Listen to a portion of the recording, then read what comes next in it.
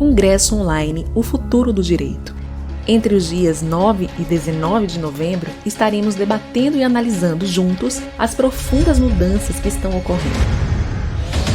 Será que o direito está pronto para o novo, para as inovações, para o futuro? O Congresso contará com a participação de palestrantes de destaque no cenário nacional. Aguardamos você! Boa noite, gente. Dando sequência ao nosso último dia do Congresso, vamos falar agora sobre o futuro dos concursos no Brasil. E eu fico brincando, e eu fico assim, né? Vocês estão elogiando bastante a organização dos bastidores do Congresso, para a gente ter reunido pessoas tão importantes. Eu digo a vocês, se vocês ficarem impressionados com o painel anterior, vocês vão ficar mais ainda com esse agora. Então, eu fico brincando com o professor Fabrício, que só ele para juntar 3 pessoas do nível que a gente vai receber agora aqui, numa mesma sala. Aqui estamos com o professor Carlos Vinha, que é do Rio de Janeiro, ele é uma lenda, todo mundo sabe quem é o professor Carlos Vinha. A gente está aqui com o doutor Rafael Oliveira e com o delegado André Uchoa, professor também de concursos. Eu vou fazer as devidas apresentações no momento certo. Vamos iniciar com o professor Carlos Vinha, que vai falar sobre o futuro do concurso público. Carlos Vinha, ele é advogado, ele é especialista em direito penal e ele é diretor de novos negócios no Supremo Educacional. Professor, muito obrigada pela presença, por ter aceitado o convite. A palavra é sua. Fique à vontade. Uma boa noite para você. Daniela, agradeço o convite a você, ao professor Fabrício Bastos. Eu queria inicialmente fazer aqui uma colocação, porque num grande show de rock tem a abertura, né, daquela banda desconhecida. Então, vocês tenham paciência, porque o show principal vem com o professor Uchoa, com o professor Rafael Oliveira, e aquela banda que está iniciando, vai fazer apenas uma breve apresentação, breves considerações, para, enfim, criar a expectativa do show principal para todos aí. O Fabrício, quando me convidou, ele pediu para falar um pouquinho sobre concurso público, futuro do concurso público, e fazer exercício de futurologia é um negócio, assim, sempre um pouco complicado. Mas, beleza. Eu falei assim, Fabrício, eu vou fazer algumas considerações mais para instigar do que para tentar fazer esse exercício de futurologia. Eu queria, inicialmente, então, tratar de um ponto que, para mim, assim, é muito importante nesse momento, onde a gente está vivendo uma transição de expectativas, de eras mesmo, por que não dizer, e, enfim, nesse momento turbulento, complicado, que todos estão passando aí com essa pandemia. Há um tempo atrás, mais ou menos um ano e meio atrás, eu tive a oportunidade de conhecer um projeto de um grande educador lá em Foz do Iguaçu. E durante o bate-papo com ele trouxe algumas coisas assim muito interessantes. Eu vejo ele como um cara visionário. Ele começou a passar uma ideia de que a preparação, a educação está passando por uma transformação bem intensa que poucos estão enxergando. E, com isso, ele montou em Foz do Iguaçu uma universidade onde ele tem ele colocou a missão de tentar trazer algo novo para o ensino. E o que ele fala do ensino, do aprendizado, e eu vou chegar no concurso público. Ele colocava a seguinte questão para todos que estavam ali presentes no dia da apresentação. O ensino jurídico, o ensino comum, todo o ensino universitário, para ele, hoje é visto como algo um pouco burocrático, como se fosse um selo de cartório no diploma. E as pessoas buscavam isso, depois iam para o mercado de trabalho, quer seja na iniciativa privada, quer seja na busca de uma carreira pública, um pouco assim perdidas, porque durante a formação eles não tinham tantos subsídios e não tinham tantas informações ou preparação de como seria isso no futuro. E ele, como um grande educador, revelou um negócio que eu nunca imaginava, que a formação dele era de médico. E ele brincava com a gente que ele, na primeira prova da faculdade, ele tinha tirado 10 e perguntava a todos ali, tinham vários alunos, era uma aula inaugural, se ele, para aquela matéria, ele tinha aprendido, embora ele nunca tivesse exercido a profissão de médico. Aí o pessoal, não, se você tirou 10, aquela lição você aprendeu. Ele falou, olha, pode me perguntar a prova hoje que eu não sei nada.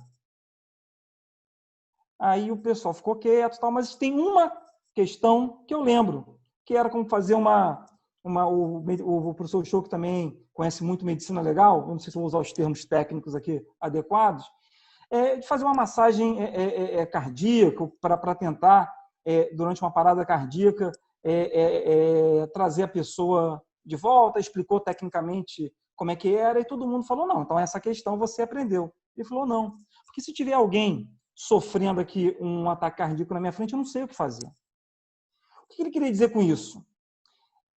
Algumas vezes, você seguir uma linha burocrática não te capacita para que você seja um bom profissional e para você busque uma diferenciação no mercado e na sua vida. E aí ele desenrolou todo esse projeto. Trazendo isso para o concurso público, a primeira coisa que eu acho que eu queria deixar aqui para as pessoas, eu acho que o André e o Rafael devem tocar no ponto da reforma administrativa, eu não vou falar sobre isso, mas é uma questão de ordem pessoal. Você, quando está buscando um concurso público, uma carreira pública, eu acho que tem que vislumbrar você 30 anos, 40 anos, 20 anos naquele cargo. E entender se é naquele cargo que você quer fazer a diferença, se é naquele cargo que você vai saber, entre aspas, fazer a massagem cardíaca do exemplo do professor. Eu tenho, assim, um orgulho, uma responsabilidade de estar nesse painel, porque eu vejo o Shoa, que é um cara apaixonado pelo que faz com uma excelência tamanha nas carreiras policiais, como delegado de polícia. O Rafael Oliveira, como advogado público, procurador aqui do município, que também entrega um serviço de excelência. Então, eles, entre aspas, sabem desde o início a fazer essa massagem cardíaca. Então, esse é o primeiro ponto. O segundo ponto que eu queria trazer é afastar um pouco aquela preocupação de muitos com o fim do concurso público. Eu até brinquei quando o Fabrício me falou sobre o futuro do concurso público. Eu falei, Fabrício, eu posso falar se existe futuro no futuro do concurso público. E é claro que existe. Por quê?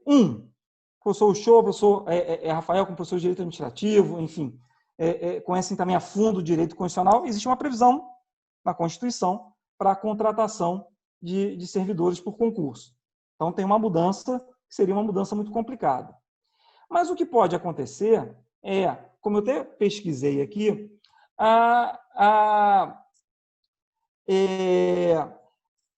deixar de existir algumas funções públicas. Então, eu vi que já não existe mais, existiu algum dia a de seringueiro, discotecário, linoptista. Sabe o que é isso, André? Rafael? Pessoal, dá uma gulgada também que eu abri e não entendi. Operador de telégrafos, dentre outros. Linkando lá no início, na fala de adquirir competências, quem conseguir adquirir competências, ou competências que façam a diferença, quer seja através da iniciativa privada, quer seja como o André nas carreiras policiais, ou como o professor Rafael na advocacia pública, não terá esse problema que o seringueiro, que o discotecário teve um tempo atrás. Por quê? Porque são carreiras indispensáveis para a máquina pública. Indispensáveis, inclusive, blindadas com essa tão falada revolução tecnológica, com essa tão falada revolução da tecnologia que, em tese, estaria afastando, excluindo funções. Você sendo indispensável, você passa a ser importante, quer seja na esfera privada, quer seja na esfera pública. E aí, sendo indispensável, existirão vários cargos, várias oportunidades para que você realize o seu sonho de servir através do serviço público. Quanto ao concurso público em si, a cada governo, e, de novo, o Rafael e o Shoa estão nisso há muito tempo, embora eles sejam bem novos, eu também estou há muito tempo, mas eles é porque começaram cedo mesmo. A cada início de governo, o que se percebe é o mesmo discurso. Começou um governo do Executivo, vem a doutrina do fim do concurso público, de se enxugar a máquina pública, de se excluir uma série de condições dos servidores. E isso sempre vem no primeiro ano de governo. No segundo ano que nós estamos vivendo, o negócio já é um pouco afrouxado, e no terceiro e quarto ano vem aquela avalanche de concurso público para que, no ano seguinte, no novo governo, se inicie o mesmo discurso. Então, por exemplo, só essa semana já saiu um concurso para delegado do Pará, teve o Camilo Santana anunciando o concurso da polícia, né, o Shoa, lá do Ceará, a do Rio aqui, tudo indica, edital em breve, saindo ano que vem, delegado federal, Polícia Federal, e dentre outros vários concursos, vai sair agora Defensoria do Rio, e as oportunidades não vão parar. Por quê? Porque a sociedade necessita dessas funções essenciais. Você se enquadrando e se capacitando para uma função essencial, as oportunidades sempre, mas sempre virão. E o uso da tecnologia virá para auxiliá-lo, não para lhe substituir. Eu não sei se vocês lembram, qual era o nome do filme que tinha inteligência artificial? Filme antigo. Eu acho que está muito longe da gente viver a era da inteligência artificial, onde os robôs vão substituir os seres humanos. A tecnologia, novamente, vem para nos auxiliar. E o último ponto, e aí eu acho que o Shoa e o Rafael eles vão tratar com mais vagar, com uma precisão maior, são as vantagens ou o que o cargo propicia para quem quer enveredar pela carreira pública. E muitos vêm perguntando, poxa, Carlos, será que vai valer a pena ser servidor público no futuro? Eu indico o seguinte, adaptação, mudança, todos nós vamos passar, mas tanto na esfera privada quanto na esfera pública. Mas o pessoal fala de privilégios que vão ser cortados. Primeiro a gente tem que entender o que é privilégio. Se for um privilégio imoral, se vislumbrarem isso, ok, pode sofrer alguma alteração. E eu digo que isso é exceção da exceção da exceção.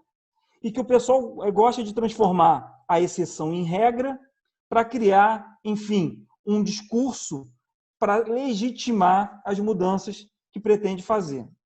E 2, ser servidor público, além de ser, enfim, como eu disse, uma função essencial em vários aspectos para a sociedade, é uma função de negação, porque o pessoal só fala da parte das vantagens, mas esquece que o servidor público tem uma série de limitações.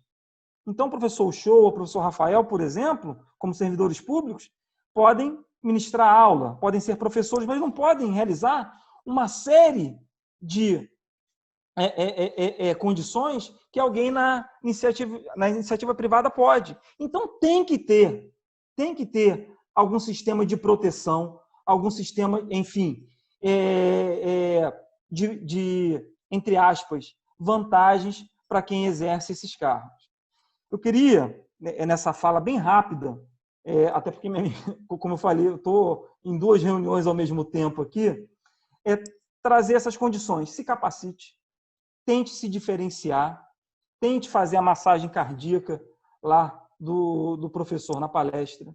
Não se preocupe com o futuro do concurso público, porque várias funções públicas são essenciais para a sociedade e, principalmente, busque aquilo que você quer para a sua vida, quer seja numa esfera, quer seja na outra, porque sempre haverá espaço para alguém capacitado, capaz de fazer a diferença. Gente, eu falei que seria uma fala bem rápida, falei aqui 14 minutos, teria 15, né, que me falaram. Eu vou pedir 1000 perdões. Vai ficar gravado, Dani, não vai? Vai. Tá, porque eu vou fazer a inscrição para escutar o Rafael e o André. porque não é todo dia que eu tenho essa oportunidade. Então, se bobear, hoje mesmo, se fizer o upload disso aí, eu vou estar assistindo.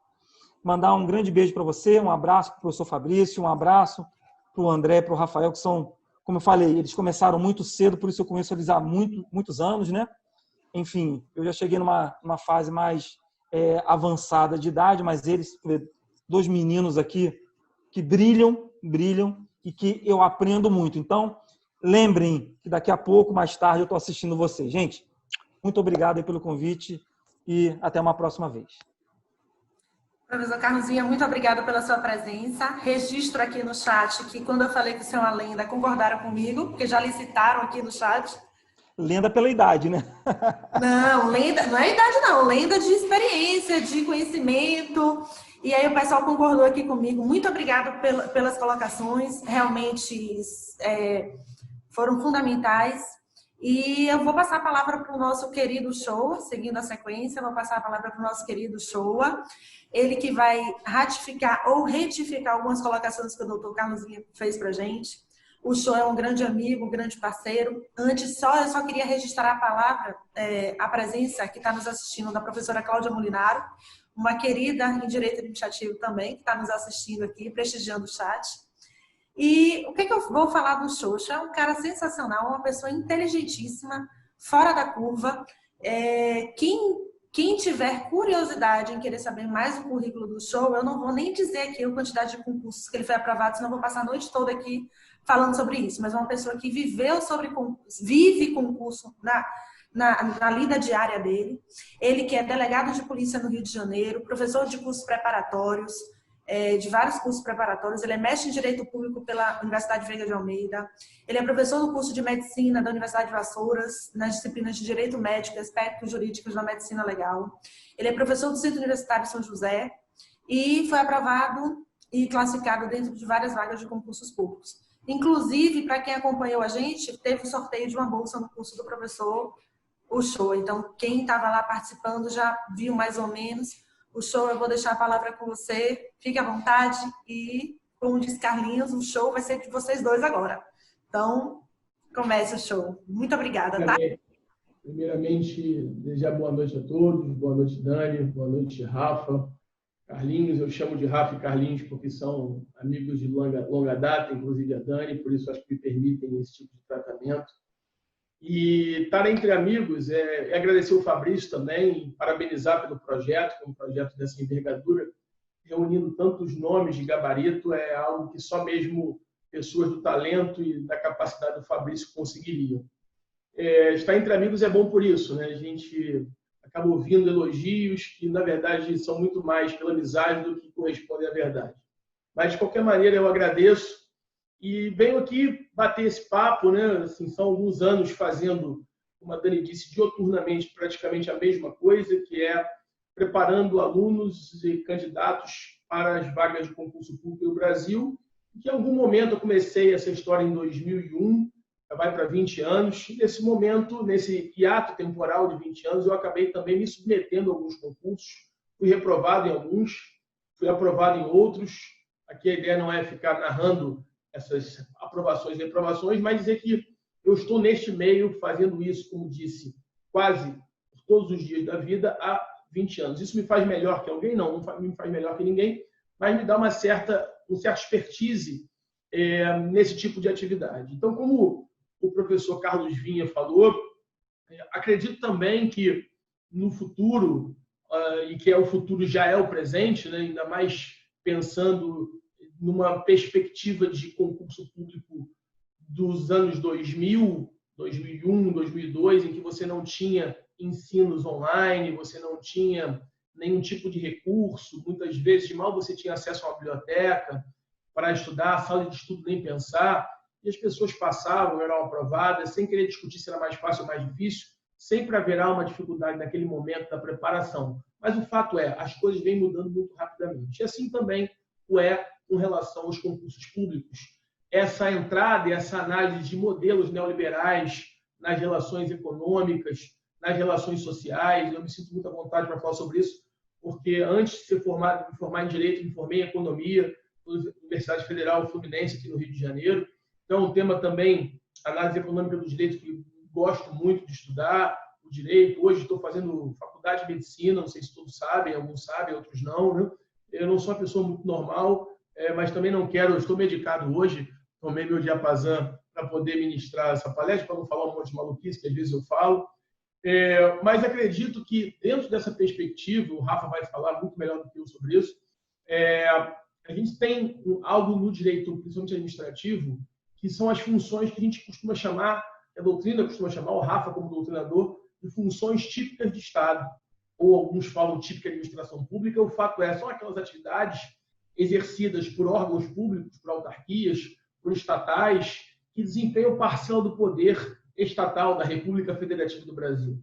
E essas carreiras, por óbvio, ainda que surja a reforma administrativa como estão narrando, determinadas atividades, elas são indelegáveis. Então, se a gente pensar, por exemplo, na atividade regulatória, se nós pensarmos na função jurisdicional do Estado, no exercício do poder de polícia, ainda que haja discussões, e o STF tenha posições, inclusive recente, de alteração, delegação da função do poder de polícia, do ciclo de polícia administrativa a particulares ou a concessionárias, seja lá o que for, ou a empresas públicas e sociedades de economia mista. Não quero entrar aqui numa discussão técnica, que acho que não é o objetivo, mas, de qualquer sorte, essas atividades elas continuarão sendo exercidas por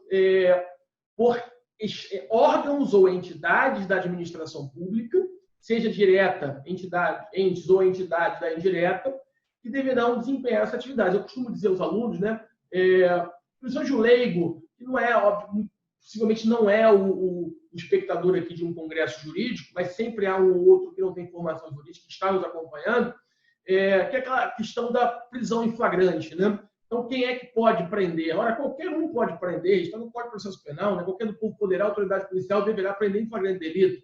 Agora, se você pensar que aquele que está desempenhando aquela função típica de Estado, muitas vezes exercendo parcela do poder de polícia, vai fazer uma busca pessoal, a gente sabe que a busca pessoal independe de ordem judicial, e aí imagine que eu virasse para alguém e falasse, parado, mão na parede, polícia, né? Ou então, parado, mão na parede, particular. Ora, se eu falo isso para você, de alguma maneira eu estou restringindo a sua liberdade de vir, porque você vai ter que parar e submeter uma revista pessoal. Se nós estamos no mesmo patamar jurídico, se entre mim e você não existe relação de subordinação, relação hierárquica, eu poderia falar o mesmo para você. Então, determinadas atividades estatais que de alguma forma tocam em direitos fundamentais, elas só podem ser desempenhadas e exercidas dentro de uma relação de subordinação. E essa relação de subordinação é a relação que se tem com o Estado, que está num patamar exercente de soberania e, obviamente, dentro de um modelo contratualista de Estado, nós, indivíduos, abrimos mão da nossa soberania individual em nome de uma soberania maior, que é a soberania da República Federativa do Brasil. A partir daí, dessas atividades, eu poderia, de alguma forma, limitar liberdades públicas no exercício de poder de polícia administrativa. Então, essas atividades, ainda que a reforma administrativa surja, ela surgirá e não tocará essas atividades, porque a relação jurídica que deve ser permeada para que isso ocorra é uma relação jurídica de direito público, já que uma relação entre particulares que estão no mesmo patamar não permitiria certas derrogações de direitos fundamentais, de direitos individuais. Dentro dessa perspectiva, então, isso mostra que uma eventual reforma administrativa não vai atingir toda e qualquer atividade. É um primeiro ponto. E aí, obviamente, os concursos eles vão continuar existindo para esse tipo de atividade. Mas é também sabido que é possível, de uma perspectiva de um Estado neoliberal, Estado mínimo, Estado gerencial, determinadas atividades, como o Carlos Vinha falava, passarem por uma certa reforma. Eu lembro na polícia que havia a figura do fotógrafo policial. Hoje em dia, quem é que carrega uma máquina fotográfica? Há alguma necessidade de você ter um cargo público ocupando um espaço dentro da estrutura administrativa do Estado de um cargo de fotógrafo? Obviamente que não. E essa, obviamente, atividade, esse cargo vai ser extinto ou declarado desnecessário, como determina a Constituição, inclusive com previsão lá no 41, parágrafo 3º. E aí, dentro dessa linha, a gente lembra, e aqui me valendo de alguns conhecimentos de economia, quando eu penso, por exemplo, no produto interno bruto de um país, que é o total de riquezas produzidas dentro de um Estado num período de 12 meses, se você for calcular isso e abrir um livro de economia, você vai ver que a fórmula reduzida do PIB é consumo das famílias, investimento, gastos governamentais e balança comercial, exportação menos importação. Então, quando você pensa que o produto, o somatório das riquezas de um país passa o consumo das famílias, investimento, gastos do governo e balança patrimonial, exportação menos importação, você lembra que os gastos do governo fazem parte do PIB. E aí, lembrando aquela escola do Estado do bem-estar social do welfare state, ora, se eu lembrar que a ideia do modelo keynesiano era de você aumentar a equação do PIB justamente aumentando os gastos do governo. De maneira que John Maynard Keynes pensava, então, eu vou abrir um buraco, vou fechar um buraco, mas que lógica aparentemente idiota, porque no final das contas, se eu abrir um buraco e fechar um buraco, não vai ter mais buraco, não tem buraco nenhum. Sim, mas quando você abre um buraco e fecha um buraco, você gera 2 empregos, um para abrir e um para fechar. Intervenção do Estado na economia, sendo ele a força motriz para desenvolver o consumo, a riqueza, a partir do crescimento do PIB. Então, o governo é um grande fomentador de atividades econômicas. A partir do momento que ele coloca aquele gasto, né, no sistema econômico, ele vai pagar um salário, uma remuneração que seja salário de remuneração, para alguém que abriu e fechou aquele buraco. Obviamente, esse valor ele vai ser agregado no mercado de consumo, porque aquela pessoa que o fez vai para o mercado de consumo e vai retroalimentar toda uma cadeia. E todo o sistema ganha. É óbvio que isso vai ter um limite. Você não pode inflacionar, você não pode inchar, que foi justamente o que ocorreu na crise do bem-estar social. E a ideia do Estado mínimo, neoliberal gerencial. A nossa Constituição, o Rafael sabe disso, vai falar com certeza alguma coisa nessa linha, tem vários instrumentos que isso seja arrefecido. Você tem vários institutos constitucionalmente previstos, como, por exemplo, a avaliação periódica de desempenho do servidor, avaliação especial de desempenho, os contratos de gestão, para que possa, de alguma maneira, frear esse inchaço estatal que, de alguma maneira, poderia gerar qualquer processo de inflação, de alguma forma, consumindo aquele investimento, aquele gasto e aquele superávit que, eventualmente, fosse gerado no PIB. Então, é aquilo que costuma se dizer com ECA, né? Existe uma legislação pronta, existe uma legislação, muitas vezes, eficiente. Talvez o que não exista até o momento e que devesse ser o grande mote da mudança seria aplicar adequadamente aquela legislação constitucional ou infraconstitucional que já nos dá instrumentos.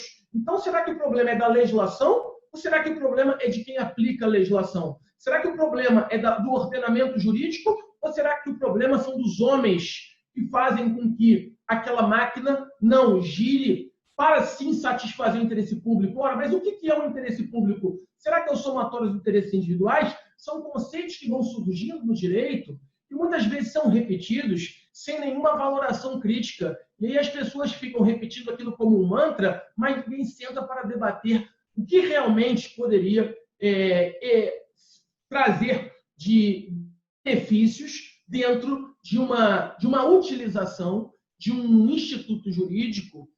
É aquilo que nós brincamos, né?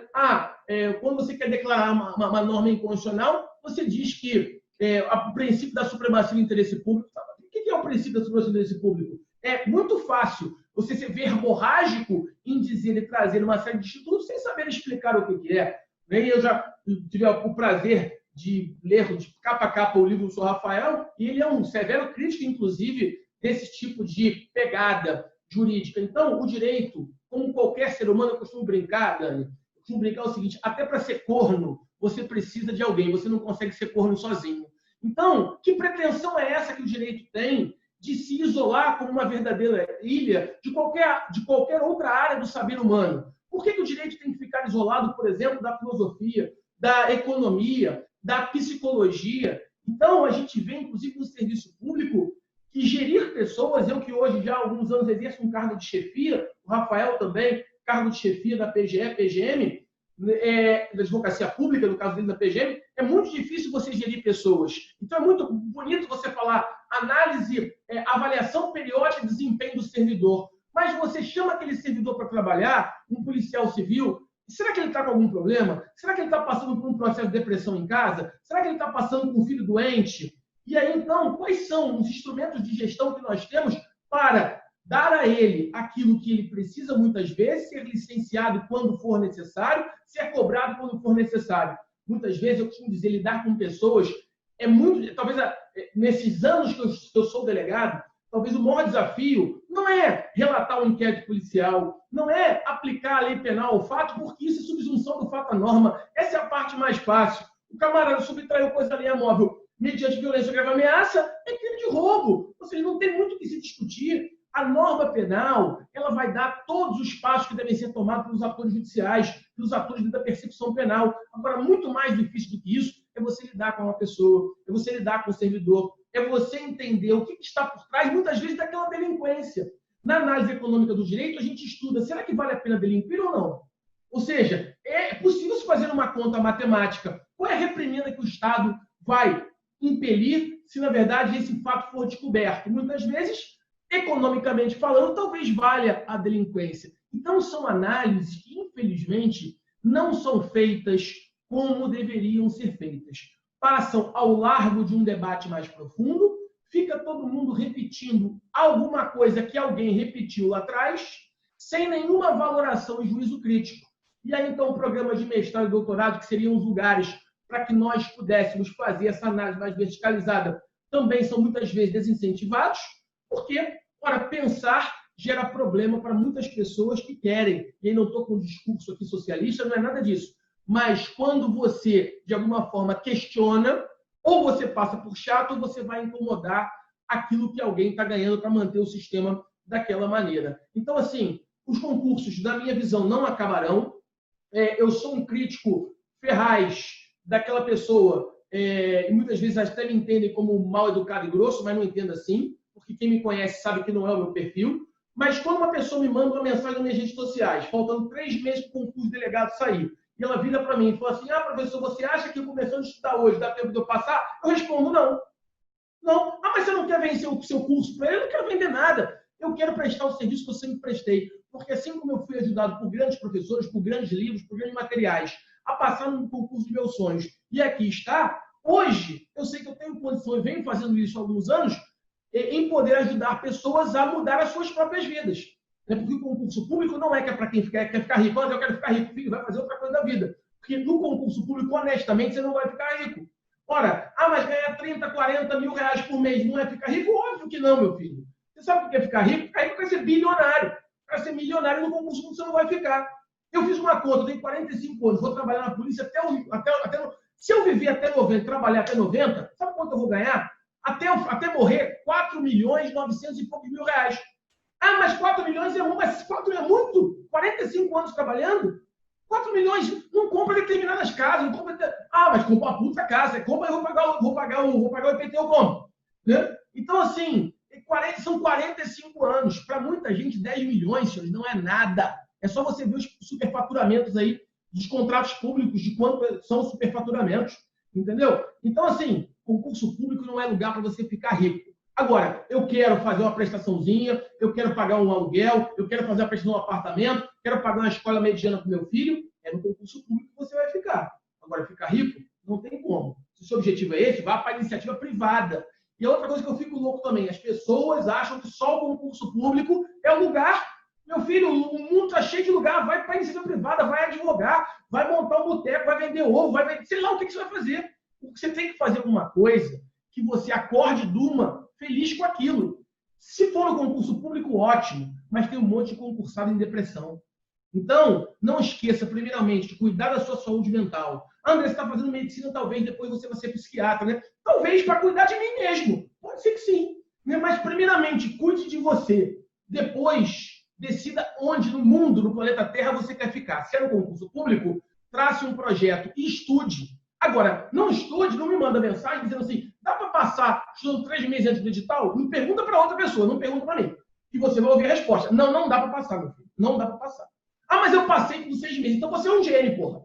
Se você é um gênio, vai fazer outra coisa da vida, porra. Vai construir foguete, vai descobrir a cura da Covid. Se você é gênio. Porque no concurso público tá fudido. No concurso público tu vai ganhar 20 mil por mês. O gênio não fica bem. No serviço público é todo dia fazendo a mesma coisa.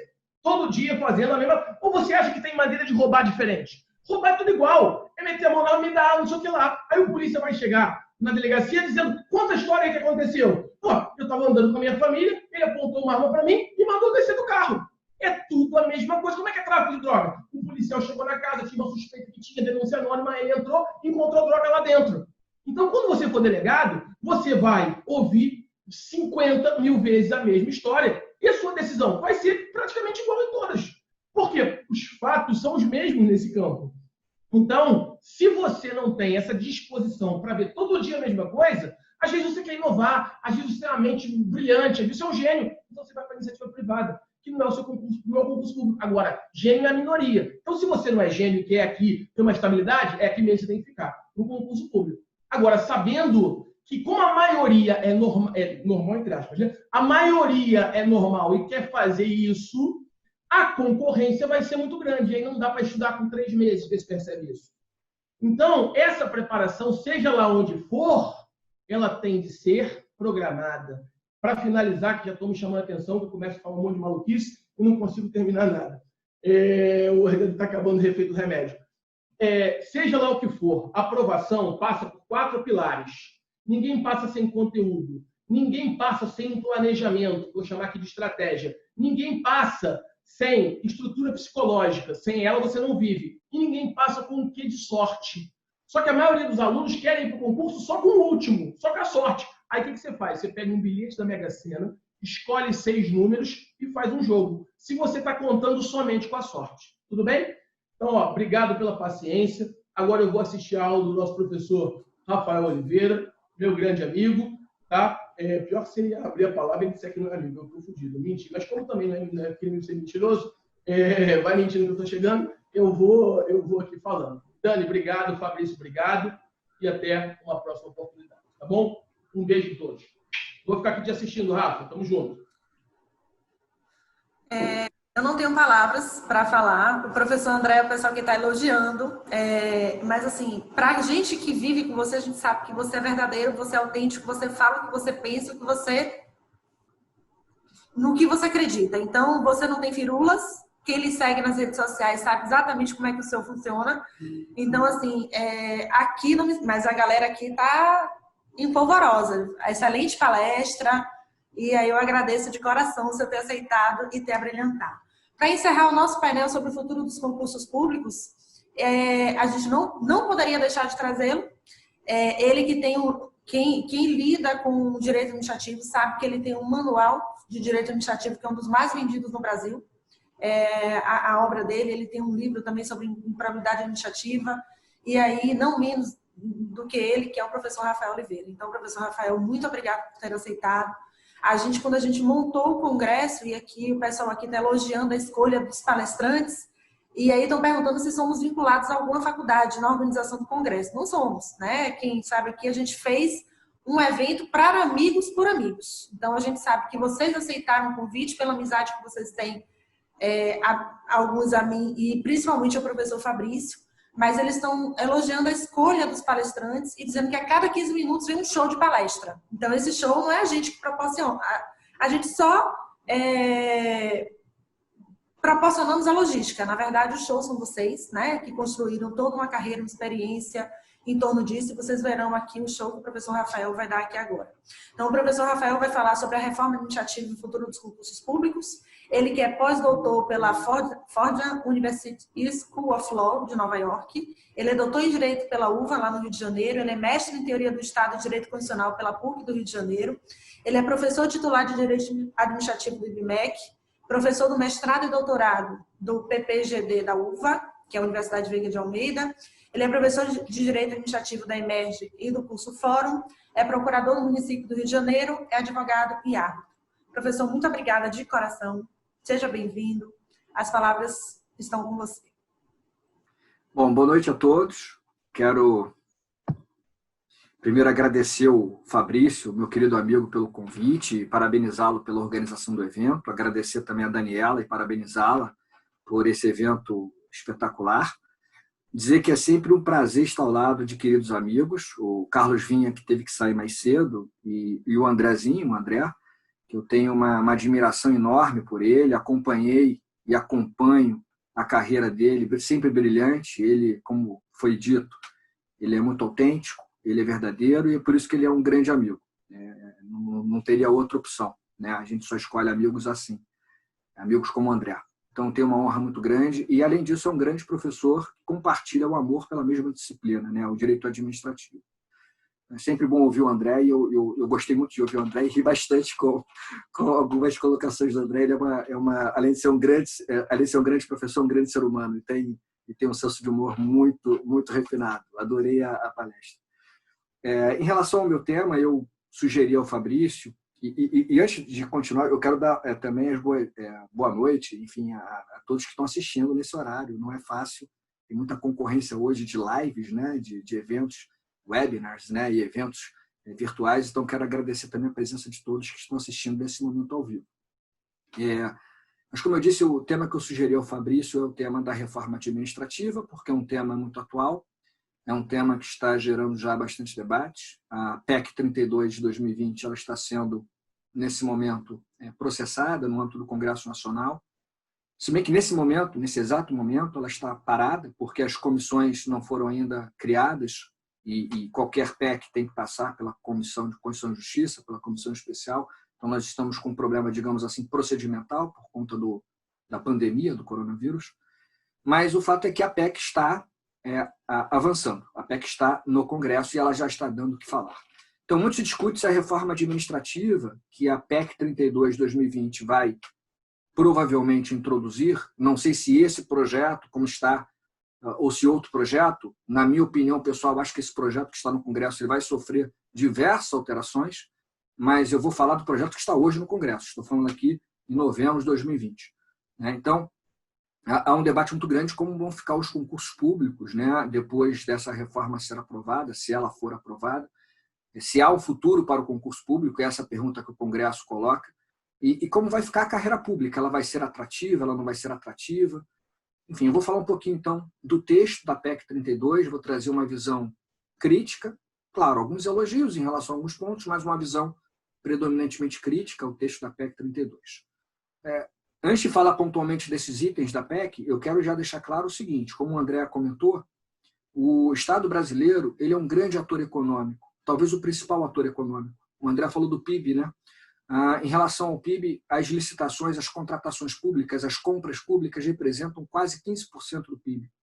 Então, o poder público ele tem um poder enorme de compra, o poder público precisa contratar. E, da mesma maneira, o poder público ele tem milhares de servidores. Mas tem muito servidor público. Mas o Estado tem diversas incumbências que aquele Estado não tinha até há pouco tempo.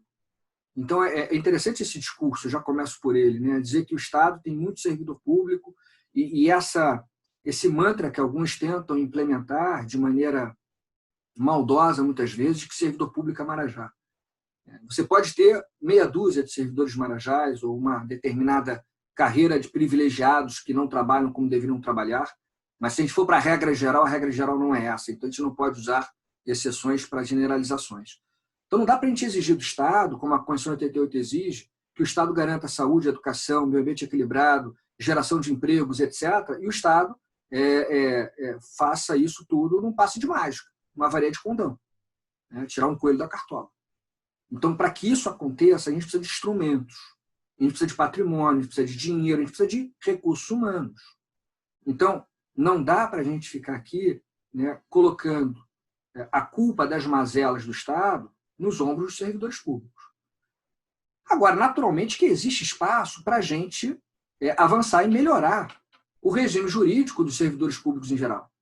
Naturalmente que algumas garantias, alguns privilégios podem ser discutidos e revistos, não há nenhum problema nisso. Agora, pensar no Estado sem o seu servidor é como pensar no sino sem badalo, ele não vai tocar. Então, a gente precisa pensar na eficiência administrativa, mas sem dogmas ou sem afirmações distorcidas. Então, começo com uma primeira crítica ao texto da PEC 32. A PEC 32 ela não vai abranger, pelo menos o texto atual, tá? Já há uma discussão em paralelo, mas o texto atual da PEC ela não abrangeria a reforma algumas elites das carreiras públicas, por exemplo, magistrados, militares e outros membros do poder. E um dos argumentos que eu escutei por parte de alguns governantes para afastar esses magistrados, membros do Ministério Público, militares, da PEC, um dos argumentos é que não poderia a proposta de emenda constitucional tratar, por exemplo, de magistrado e membro do Ministério Público, porque teria vício de iniciativa. Porque a iniciativa para falar desses regimes jurídicos seria da própria magistratura ou do próprio Ministério Público. Uma afirmação completamente equivocada, naturalmente, né? Porque essa questão da iniciativa não se coloca para a proposta de emenda constitucional. Se colocaria para leis ordinárias que se relacionam às carreiras da magistratura e do Ministério Público, aí sim, mas não para a PEC. Então, me parece que foi muito mais uma opção estratégica, uma opção política do governo tirar essas carreiras pelo menos nesse momento, da reforma administrativa. O que é o primeiro equívoco. Porque se a gente for olhar para os grandes privilégios que são imputados aos servidores públicos, justamente para criticá-los, esses grandes privilégios que são apontados, geralmente você não encontra nas carreiras públicas em geral. Você encontra nessas carreiras que foram deixadas de lado, magistratura, Ministério Público, militares, etc. Férias 60 dias eu não tenho. Procurador no município do Rio de Janeiro. Eu não tenho férias 60 dias. A gente pode discutir a progressão automática na carreira, independentemente de mérito. Só ao passar do tempo você vai progredir na carreira e ganhar uma remuneração maior. A gente pode discutir isso, também acho que é uma questão discutível. Incorporações automáticas de DAS ou de cargos comissionados. Você ficou lá tanto tempo no cargo comissionado, incorpora aquilo. Discutir triênios, quinquênios. Muitas carreiras já acabaram com isso, através da legislação infraconstitucional. Então, é claro que existe muito espaço para a gente discutir, mas muitas prerrogativas você encontra onde? Na magistratura, no Ministério Público e carreira de elite. Férias 60 dias. Não é isso? E outras prerrogativas, né? A gente encontra lá. E elas estão fora da reforma. O que a gente tem que parar para pensar é, se a gente olhar para o médico, o show que está fazendo na Faculdade de Medicina, se você olhar para o médico no espaço público, para o professor da escola pública, o médico no hospital público, o professor de uma escola pública, eles não ganham bem. Se você comparar as remunerações que muitos entes federados pagam para essas carreiras ou para esses profissionais, com aquilo que se paga no âmbito privado. Não é à toa, eu fui chefe do consultivo da Procuradoria há algum tempo aqui do Rio de Janeiro, muitos concursos públicos na área da medicina, para algumas especialidades você não tem candidatos, ou não preenche as vagas, ou quando preenche, logo em seguida os médicos pedem exoneração. Não só pelas condições de trabalho, que às vezes são precárias, mas por conta de remunerações mais atrativas no setor privado. Então, é muito fácil falar em privilégio para servidor público, quando, na verdade, o privilégio é para determinadas carreiras de elite, que representam um percentual muito pequeno do universo enorme de servidores públicos. A maioria dos servidores públicos não ganha salários elevados ou não tem privilégios demasiados, como muito se propaga. Alguns privilégios podem ter e a gente tem que discutir e evitar esses privilégios. Então, há espaço para reforma, sem dúvida. Não é essa reforma que está no Congresso. Pelo menos essa é a minha opinião pessoal. Então, essa é uma primeira crítica, tirar algumas carreiras de elite da reforma, quando elas deveriam ser o principal alvo da reforma. Porque são detentores de privilégios que não fazem sentido no século XXI. Uma outra crítica que a gente poderia discutir, não é uma crítica em si à opção, mas o argumento que foi apresentado para se trazer essa opção. A proposta de emenda 32 ela não vai afetar os atuais servidores. A ideia da PEC é afetar apenas os futuros servidores. Não vejo um problema intransponível em você estabelecer essa opção de só trazer esses novos regimes para o futuro. O problema é o argumento que foi apresentado, que é um argumento equivocado mais uma vez. Um dos argumentos apresentados foi o sentido de que, se essa PEC afetasse os atuais servidores, haveria uma enxurrada de ações judiciais e provavelmente o Poder Judiciário afastaria as novas normas desses atuais servidores. O que é super discutível, naturalmente, mas contraria a lógica do próprio STF, porque o Supremo Tribunal Federal de longa data já afirmou e reafirmou que não há direito adquirido a regime jurídico.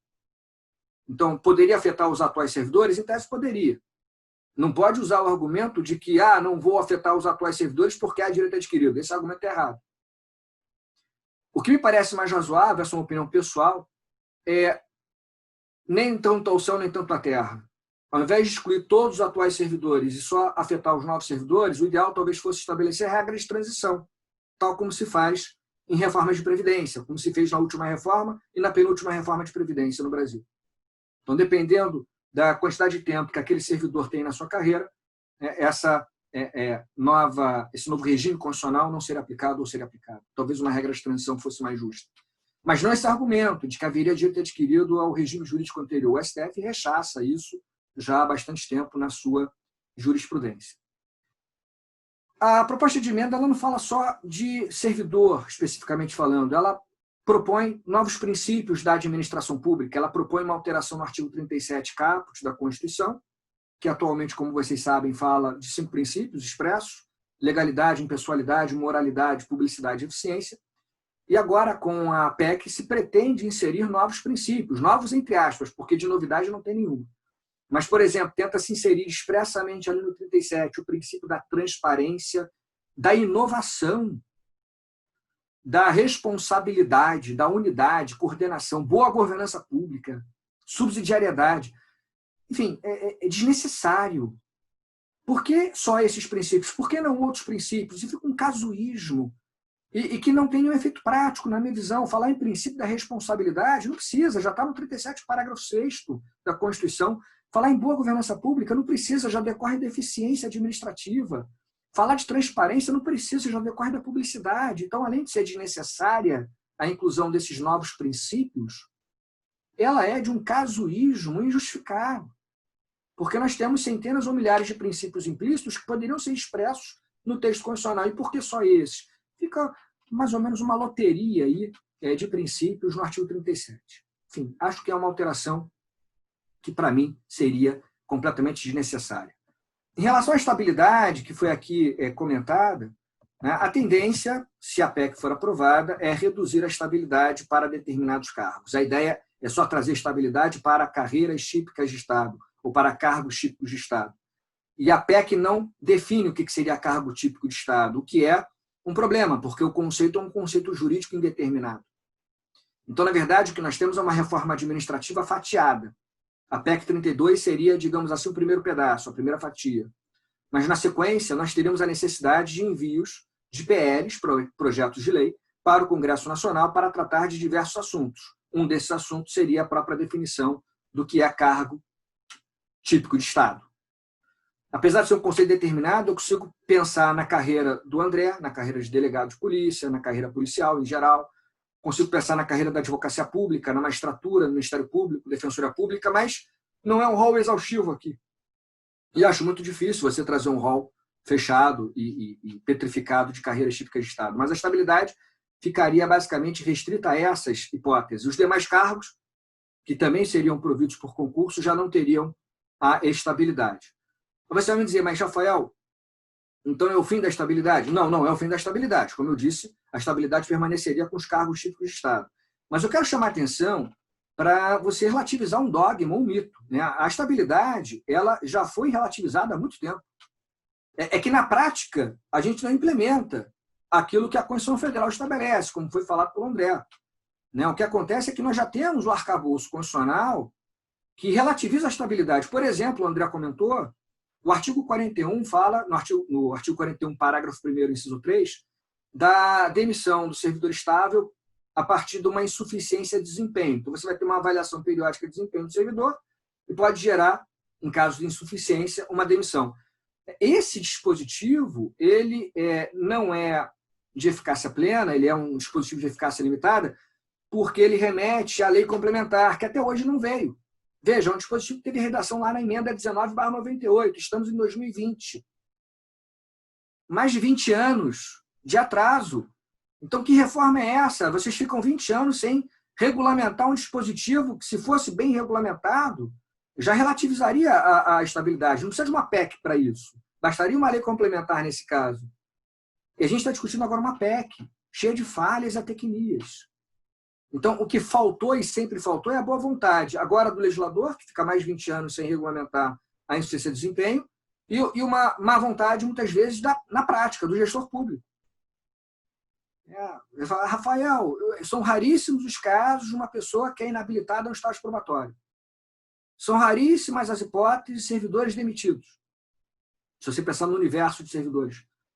Isso é muito mais por uma prática, por uma cultura equivocada, que vai se transformando aos poucos, porque nada muda assim tão rapidamente.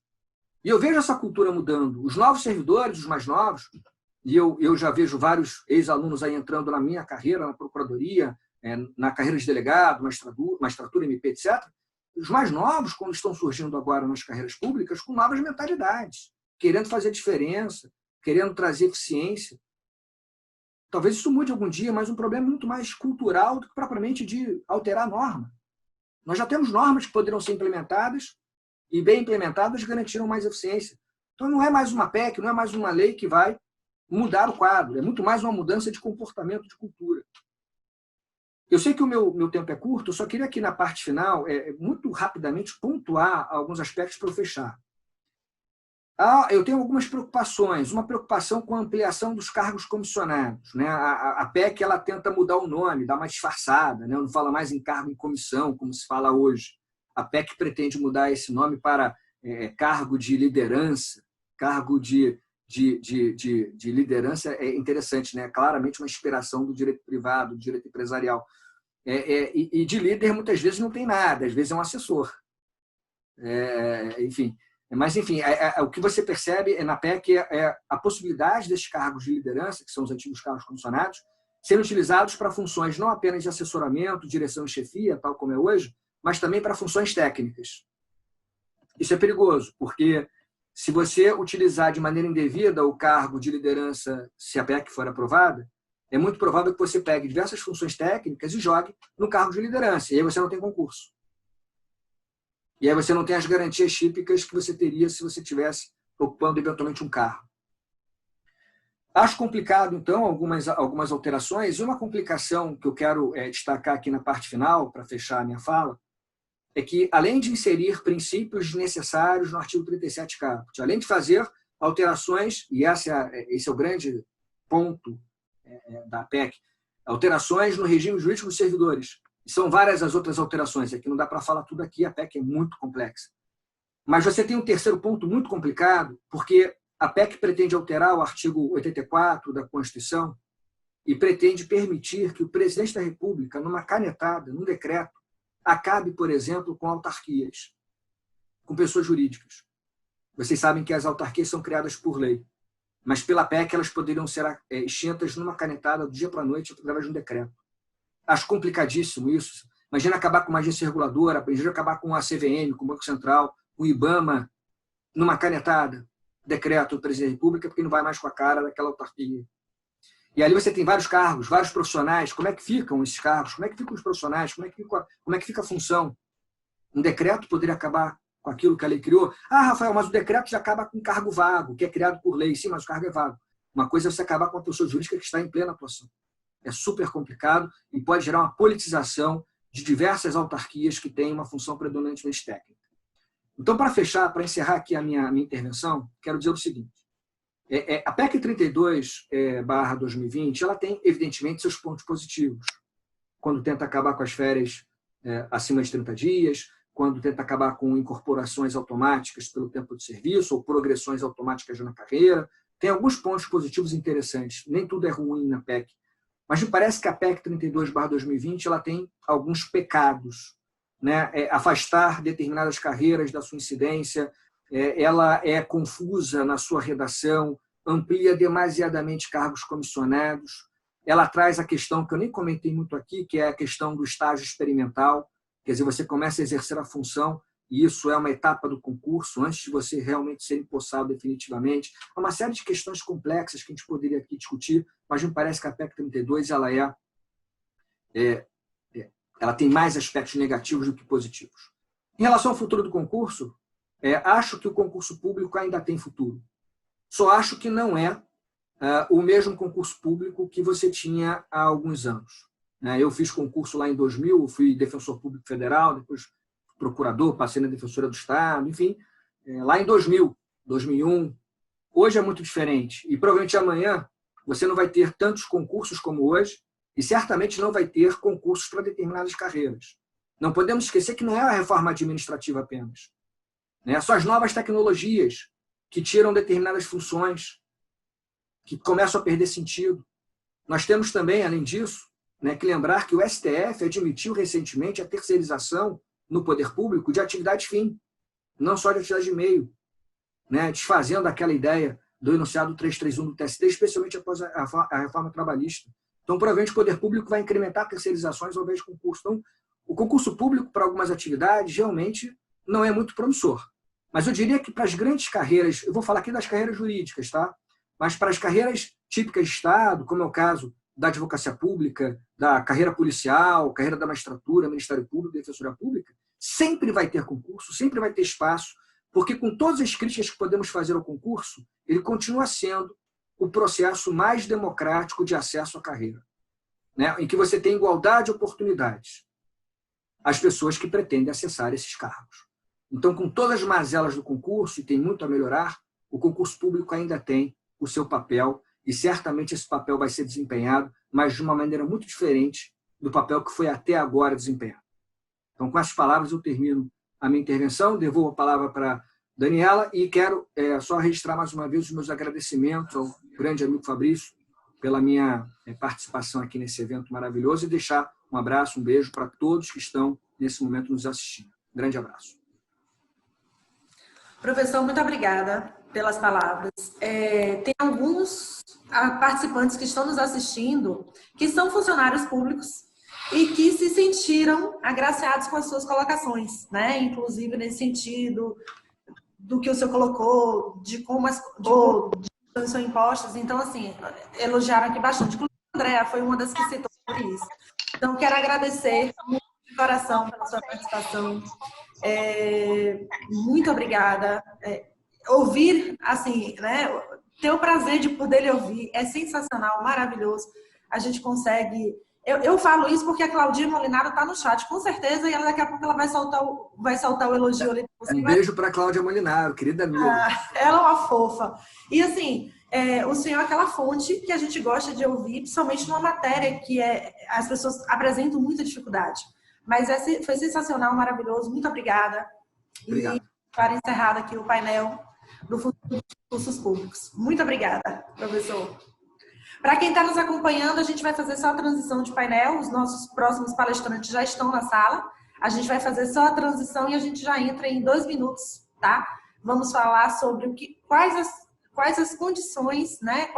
O que você precisa ter para se adaptar nesse novo cenário. Vamos ter aqui 2 pessoas sensacionais, que é o professor Rodolfo Santos e Cristiano Brandão. Na verdade, eles não são professores, eles são coaches. E eu só queria fazer uma colocação aqui para você, porque hoje as pessoas deram um teor pejorativo à palavra, que na verdade não é. Eu passei por momentos muito complicados e em 2 momentos da minha vida, os 2 me ajudaram bastante. Inclusive, para quem quiser participar, o Cristiano a gente está fazendo sorteio de algumas... O professor Cristiano proporcionou isso. Então, participem lá no perfil oficial do Congresso, tá? Do sorteio. E aí eu vou encerrar aqui só para a gente fazer a transição, tá? Aguardem 2 minutos, a gente volta.